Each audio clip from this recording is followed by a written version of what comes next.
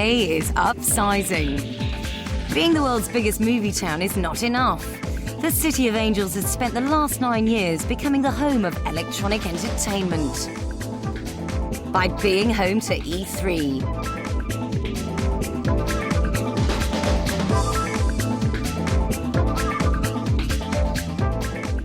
E3 2003 was the biggest yet. From the big guys jumping out of Black Hawks, to the big names pushing their new titles. Bigger and maybe better, with 1,350 products going on show for the first time. Hardware was so last year. In 2003, software was king. But it was also the year of the sequel. And a year in which Hollywood came to Gainesville like never before.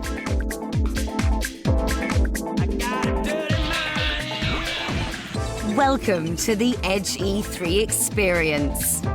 From E303, we'll be bringing you the games of the show, the titles that got our attention and deserve all of yours. Going to the movies E3 style, from the Terminator to the Matrix. And getting a move on, E3 gets mobile and mobile gets heated.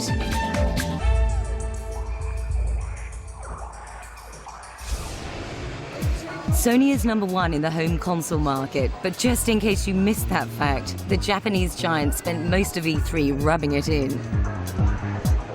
It started with its PowerPoint media presentation.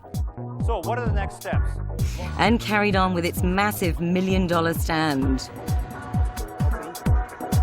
The big announcement was also a big surprise. Ken Kutaragi, Sony's president and father of PlayStation, is about to become a father again. He claims the PlayStation Portable will be the Walkman of the 21st century. At the moment, there's nothing to see but this disc.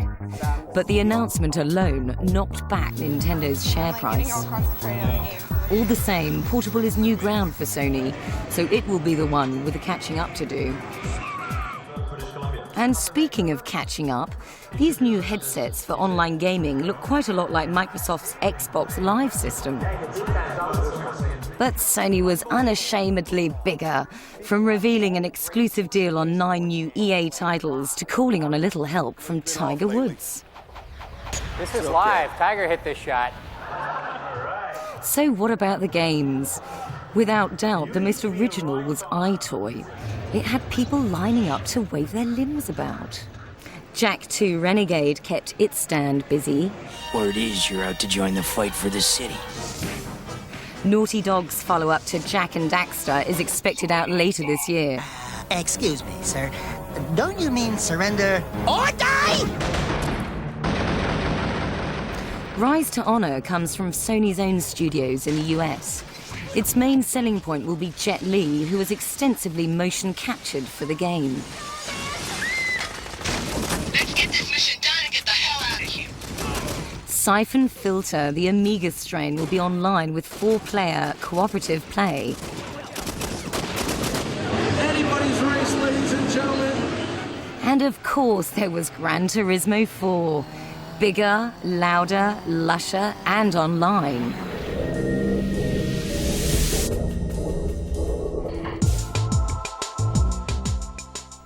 There were more than 1,300 new titles at E3 this year.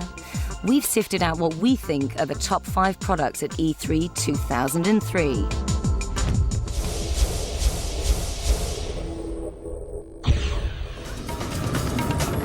At number 5, a game that will cure you of the idea that RPGs are all hit points and hobbits. Sudeki from Climax takes the tried and tested RPG format and pumps it full of steroids. This game isn't standard sword and sorcery fare.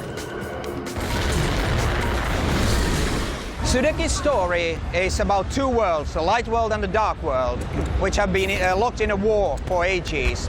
Now you play as 4 heroes from the light world. As you play the game more and more, you find out that you, the people of light world, are the bad guys. And you are stealing the light from the dark world. and the oppressing them. So it's a classic story of it isn't always the beautiful that's good automatically. Sudeki gameplay is really, really unique. We've got really 2 levels of gameplay.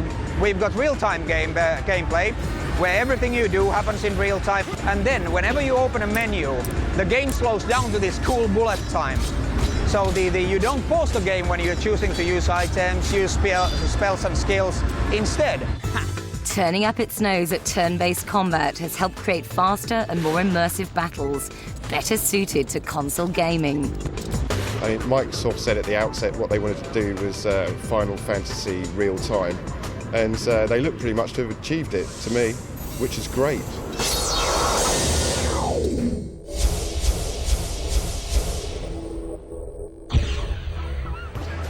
At number 4 in our chart comes a gaming gadget which has its eye on you.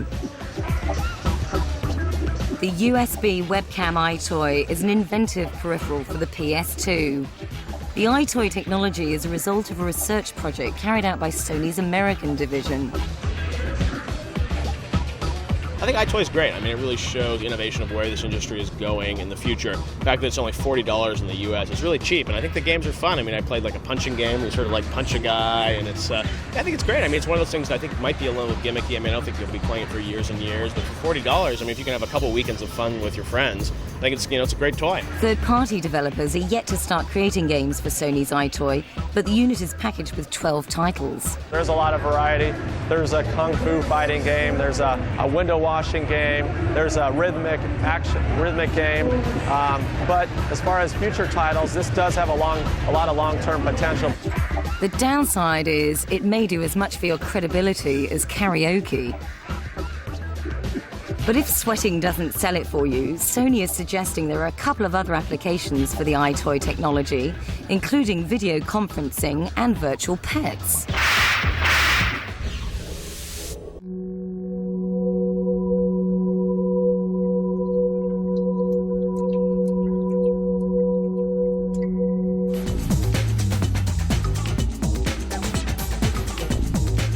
Hollywood, Los Angeles, California. Yet another red carpet in Tinseltown, but this is not a celebration of the movies. It's E3 week. Atari are the hosts, and this is the launch of Terminator 3, Rise of the Machines, the video game. This is Terminator, man. The great thing about video games now is they become an extension of the storytelling experience. You're into the movies, you're into games, you're into comic books. Yeah. That's the same mind. So I'm a game lover. I'm excited about it. This is the future, my friend. This is where it's going. It's down.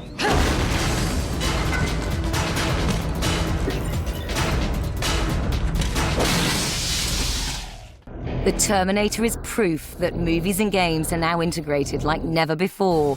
And Hollywood is all too happy to embrace a $25 billion game industry to expand its franchises. I think that the video game adds a lot to the mythology of the Terminator. Because now you can not only just watch the movie, but you actually can, participate. If you play the game, it makes you more interested in seeing the movie. And if you see the movie, it makes the game a much richer experience to play. These might be new ideas to some of Hollywood's A-list, but at E3 2003, the Terminator game was just the beginning. What is thy bidding, my master? Star Wars, James Bond, Lord of the Rings, and Spy Kids, to name a few. But I need to save Carmen. I like being in the video games, I like being toys, I like being in the movies. It's all fun. What's great about the video game is I can't kill Daryl in real life, but in the video game, I can.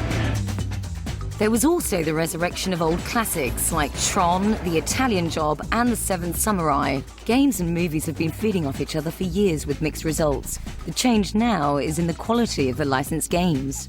Regarding games and movies, I mean, we've always had kind of a bumpy relationship with Hollywood. We had that whole Sillywood merging that was supposed to happen like 5 or 10 years ago. And I mean, now we're at the point where some cool stuff's starting to happen. Now what's happening is there's real collaboration between Hollywood and the game industry. So it used to be that game makers would just get a movie license and all they could do is really just put the movie name on a box of just some average game.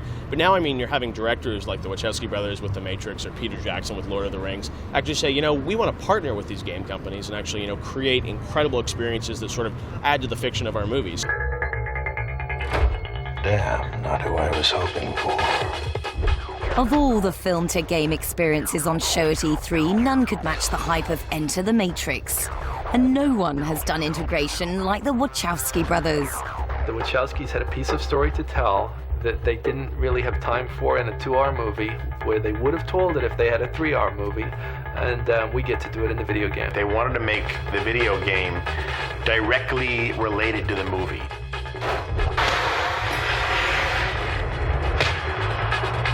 Enter the Matrix is written by the boys, directed by the boys, cut by the boys, so they're actually directly involved in the making of the video game, which was their idea from the beginning, which has never been done before. That meant that all the same equipment was used, the same film stock, with the same actors, all the same crew. There were hundreds of people on this set, and they're working on a video game.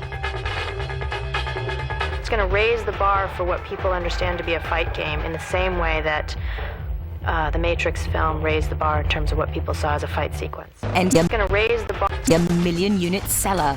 But what are the consequences of marrying celluloid with polygons? I hope we don't get to a point where studios go, you know what, let's not make that great script because it doesn't make for a good game. My feeling is if there's a great script, they're so hard to find anyway that every studio in town would chase after it anyway, and then somebody would figure out how to make a good video game. I'll be back. If the game is engaging and challenging and compelling based on its gameplay, based on that feeling you have when you're playing it, that you're really in the zone and the clock goes by and you don't even notice, it doesn't matter what movie's attached to it. So movies are just one part of the equation in a good gameplay experience. When you have companies spending the tens to $30 million on these licenses and then actually taking the time to create a good game, it's something that's going to mean more mass market for the people out there, because you know there's people out there that like the Matrix but never played a video game. They try the Matrix game, they like it, it's not just a total piece of crap like a lot of the old games were, and then it opens up a new person to come into this industry. As E3 commits to LA until 2012, it seems that video games based on movies have finally come of age. The phrase all license and no gameplay no longer applies, and a host of games in this genre can now claim to provide high-quality game experiences in their own right. E3 2003, the video game industry changed.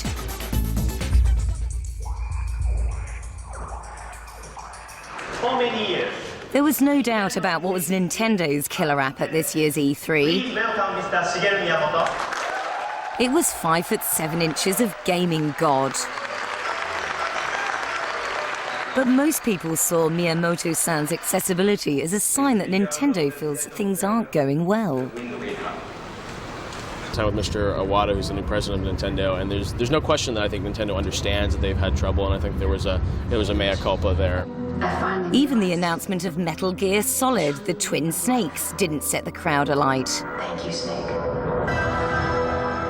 But the cash-rich corporation is talking itself up.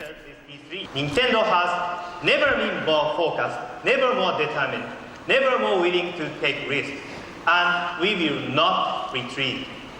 Make no mistake, we are staying right in the middle of the home console battle. And it says it's already got the GameCube successor in development. But for the current Cube, Nintendo's biggest announcement was a Miyamoto dream. I'm a really big Pac-Man fan. And actually, I went and I made a Pac-Man game for GameCube. The new Pac-Man will make the most of the connectivity between the GameCube and GBA. 3 GBA players can be Ghosts, and the GameCube player will be Pac-Man. Ever since I first had the idea for GameCube, I thought it'd be really fun if people could play Pac-Man together. One on the TV and one on the Game Boy Advance.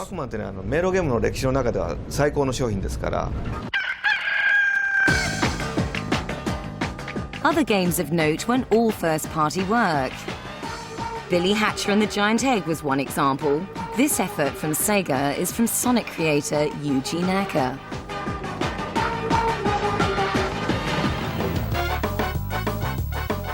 The first-party titles getting the most comment included Mario Kart Double Dash, but there's disappointment that it won't be online. Pikmin 2 with its 2-player mode is arguably what the first Pikmin should have been. And finally, F-Zero GX is the latest in the series that started on the Super Nintendo. It's expected in the UK in October.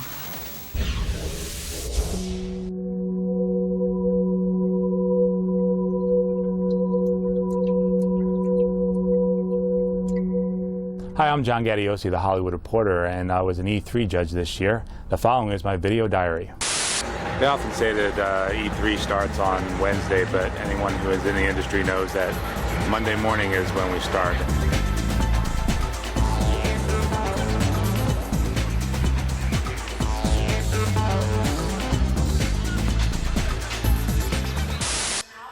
Monday night we had the Xbox party, which was extremely underwhelming. The biggest games that Microsoft showed were the Halo 2, which was the first playable demo ever. But Halo 2 is another one of those games that looks amazing, but yet, again, we're going to have to wait. They're saying now it's not going to ship until fall 2004. Up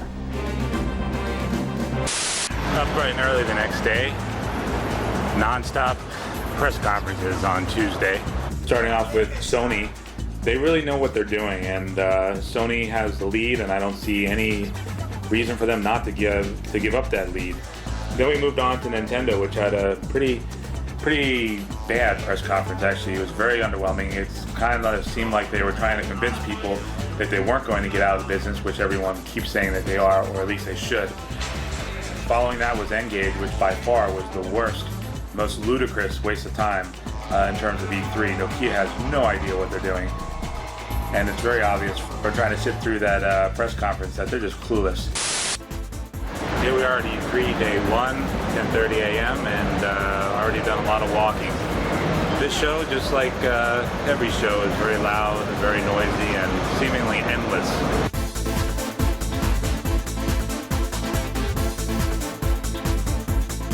Usually by noon, every game starts to look the same.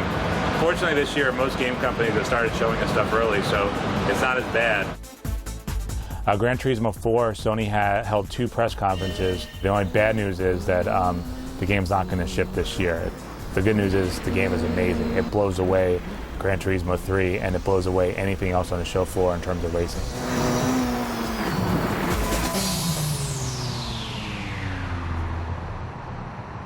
Now entering day 2, and yesterday was non-stop from 9 a.m. until 12 a.m. Start off the day by going over and seeing one of the best games of the show that I've seen so far, and that's Half-Life 2. Amazing graphics, lifelike characters, great animation, and looks like a whole new way to do first-person shooting. Tonight we'll have dinner with Dolby and then the big Sony party. So I will catch up with you later.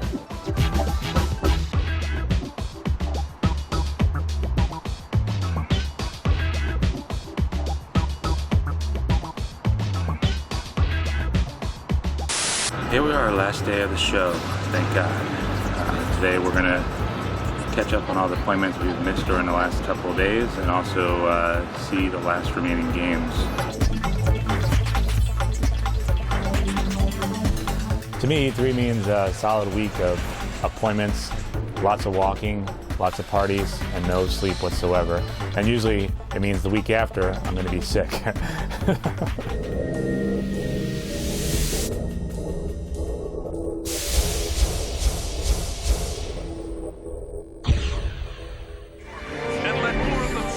At third place in our E3 Top 5, it's the return of every Xbox owner's favorite cyborg.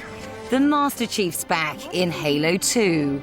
I won't. Special screenings of a gameplay demo and new movies drew huge crowds and a long queue, desperate to catch a glimpse of the ultimate console FPS.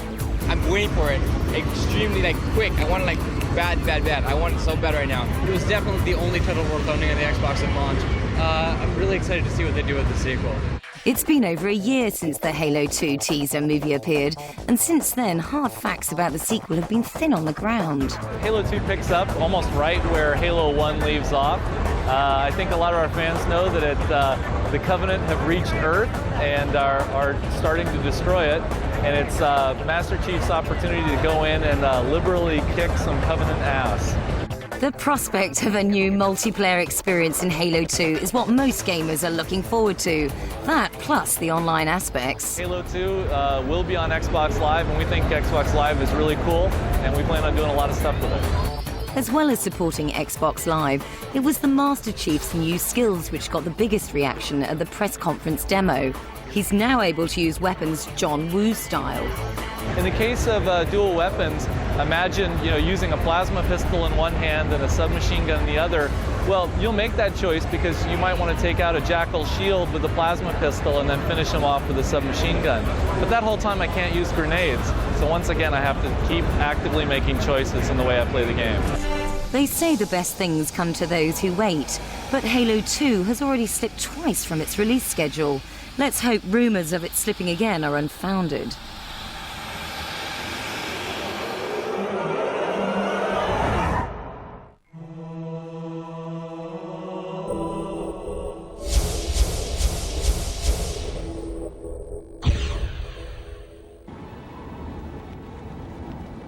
At an E3 that showcased more sequels than ever before, our number 2 title is the latest installment of the original stealth actioner.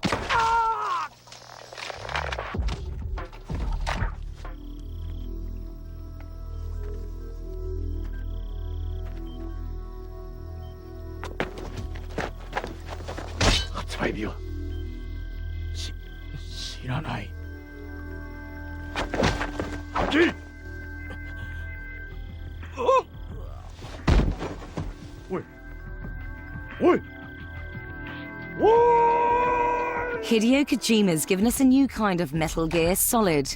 The claustrophobic interior locations of Shadow Moses Island and the Big Shell are replaced with a lush jungle. This is Solid Snake meets John Rambo. Unfortunately, no one could get their hands on the game. It's only on video, so we don't actually get to play the game. So that's always the Metal Gear Solid game, just sort of shrouded in secrecy. And what we've seen looks great, but I don't really know how it's actually going to play. Konami have released information about new gameplay features, though. Snake's gonna have to survive on food he can catch, hence the subtitle, Snake Eater. That's got to be the dodgiest name at the show, hasn't it? Metal Gear Solid 3 Snake Eater. And there's new dangers provided by the jungle environment. An entirely new engine has been designed for the game. The MGS2 engine wasn't up to the job. It was designed for sneaking around on man-made surfaces and pressing up against flat walls. A jungle environment is much more random, so the new engine will take that into account.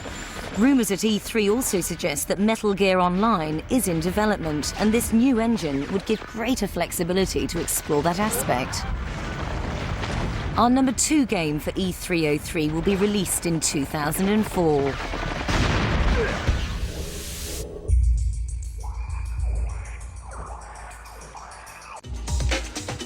PC gaming may not take up the same spectacular stand space as the consoles, but E3 2003 saw PCs with as strong a lineup as any. The big guns were Halo and Half-Life 2, but there were others which deserve not to be ignored. 21 years after Tron blazed its way onto the silver screen, Monolith is bringing it to the PC screen. The game will be set 20 years after the events in the movie. We took a lot of iconic elements from the movie, the disc, the light cycles. You'll get a chance to see tanks and, of course, the cool circuit suits that people wear. Eyes on the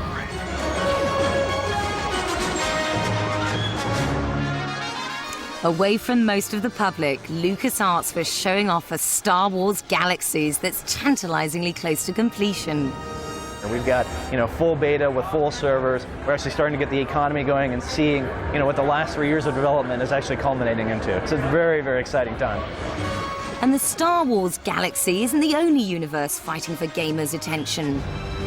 Set in a parallel universe 500 years after the events of EverQuest, EverQuest 2 will take players back to the world of Norath, only this time with a radically overhauled game engine. Not to be numerically outdone, NCSoft are bringing out Lineage 2. But this title's a prequel to the world's most popular online game.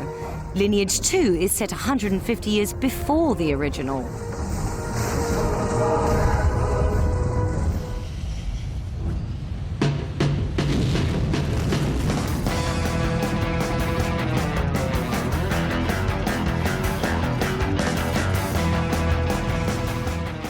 Ubisoft's impressive-looking Far Cry will showcase the latest AI and physics technologies from German developers Studio Crytek.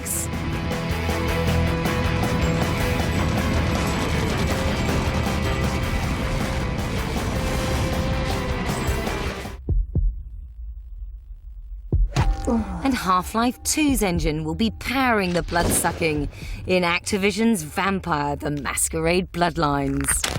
Don't keep me waiting. I can only amuse myself for so long.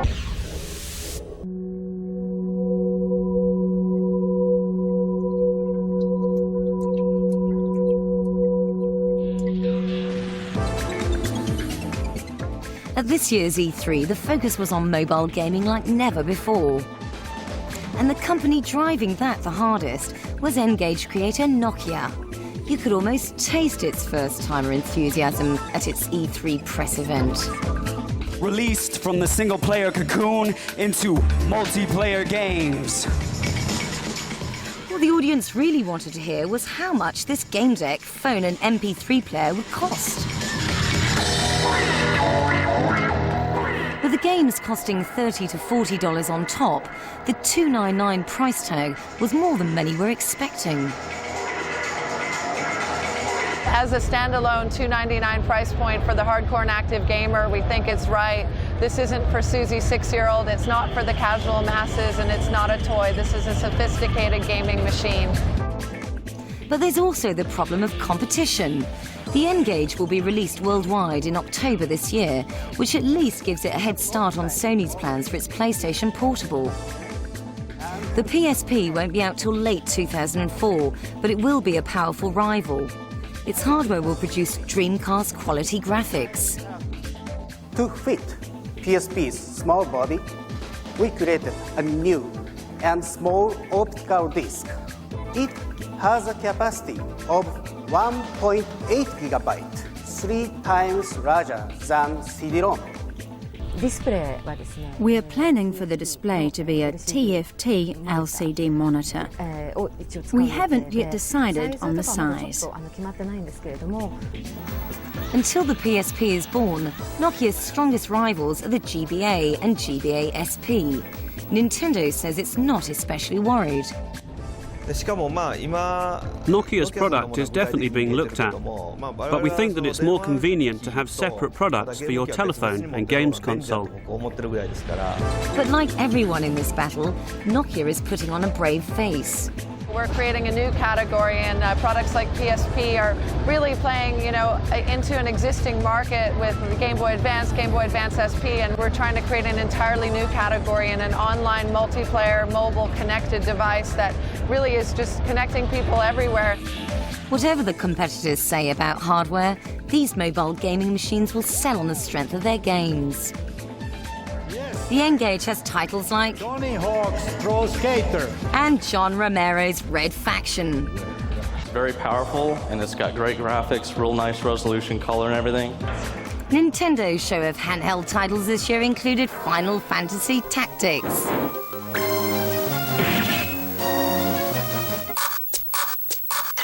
Boktai: The Sun Is in Your Hand, and Advance Wars 2. While the mobile war is being waged, gamers are the only guaranteed winners.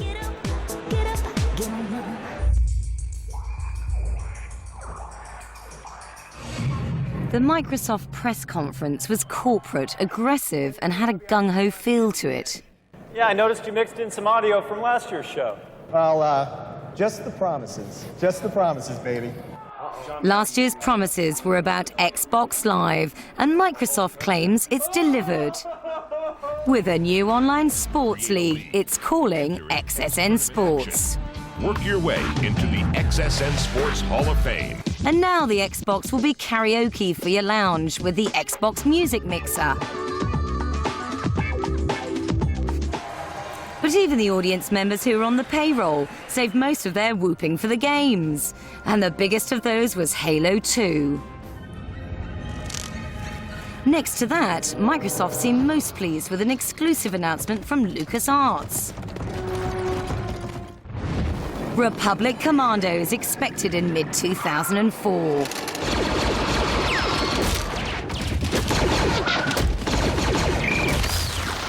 On a lighter note, Grabbed by the Ghoulies is the first Xbox exclusive game from Microsoft acquisition Rare. It's a beat-em-up adventure game which should be released in late 2003.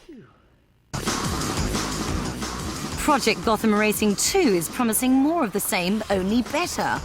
More kudos points for close-to-the-edge driving, more cars and more exotic locations.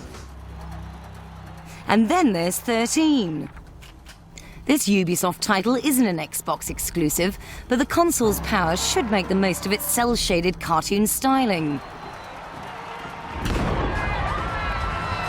At this E3, we saw 13 almost complete and due for release later this year.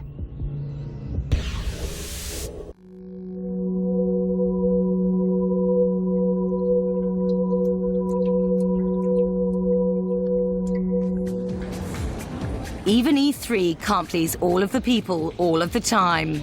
This may be the biggest gaming show on Earth, but some attendees felt let down by a few of the main performers. I didn't expect Nintendo's stand to be so disappointing. Generally, their track record is almost every E3. They've done something groundbreaking or something shocking. I really, really hope Nintendo doesn't go the way of Sega, but it's not looking good. And I don't know how they could do a press conference where they've got Shigeru Miyamoto, Will Wright, and still remain utterly unconvincing.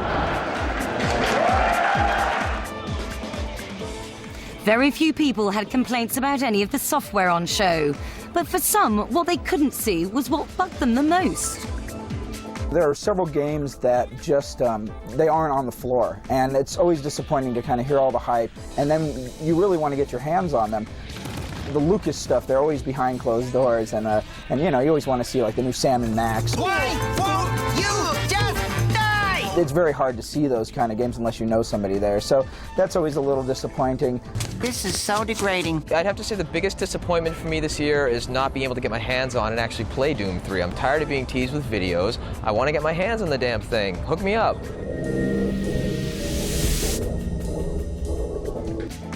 Time for a little positivity. Let's leave our disappointments behind and show you some of the titles we loved but didn't quite make it into our top 5. Gran Turismo 4 will be back on the PS2 and online when it's released later this year. It divided those who watched and played it about how significantly different it looks from GT3, but those who love it say it will be driving perfection. The Prince of Persia series set the games world alight in the 90s. Ubisoft's latest version, Prince of Persia: Sands of Time, looks delicious and is already getting very positive previews. Armed and Dangerous is an Xbox and PC title from LucasArts, which claims it's based on a true story. But after the appearance of droids and half-animal opponents, you quickly realize this action-adventure doesn't take itself too seriously. Did you see that? We're gonna be legends. So what did make our top 5? Here's a reminder before we reveal our number 1. At number 5, Sudeki is a magical RPG for the Xbox. It earns its place for originality and good looks. Big Brother isn't watching you, but your PS2 is. Making it to number 4 on the strength of its innovation is the iToy from Sony. The sequels kick in at number 3 with Bungie's crowd-pleasing Halo 2. And not quite sneaking into the number 1 spot, Metal Gear Solid Snake Eater is Konami's 3rd and our number 2.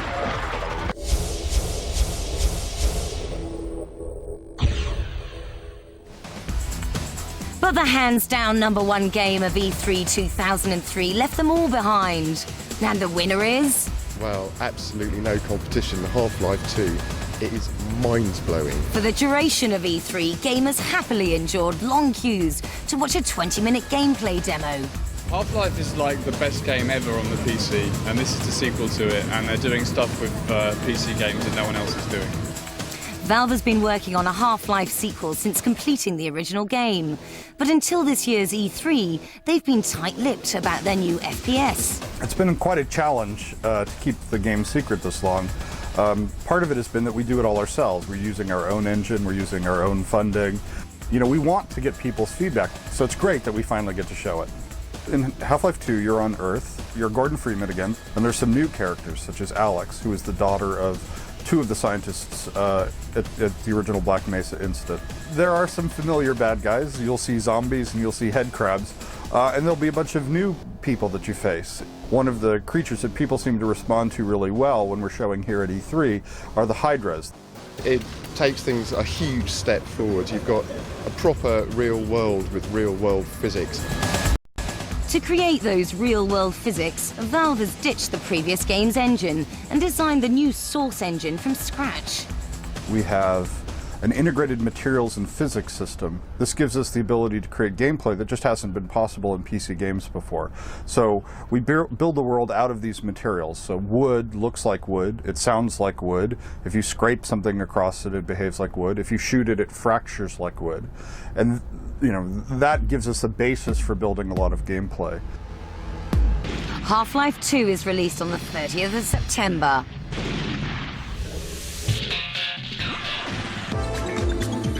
This has been the Edge E3 experience at E303. Next year's show is set for the week beginning the 10th of May in LA. We'll see you then.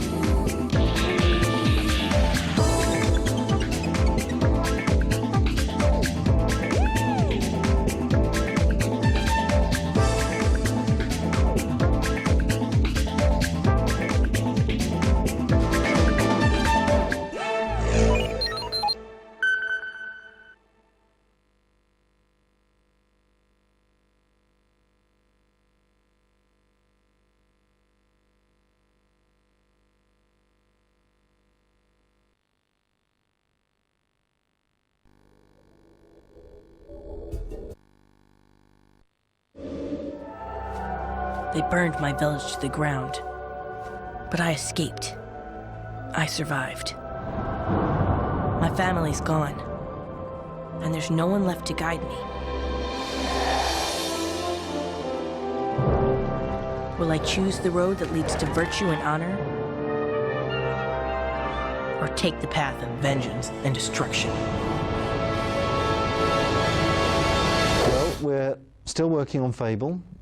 It is now the big focus. I'm working with Simon and Dean. We're all sitting next to each other. Every day I get up and think about Fable. Every night I go to bed, go to sleep and think about Fable. It is a game about you being a hero. It's a role-playing game where you play the role of a hero, and as the game goes on you get more and more famous in the world. But the idea is to have this incredible emergent world where you can kind of do anything you want within a story, and to make it the most visually amazing piece of entertainment.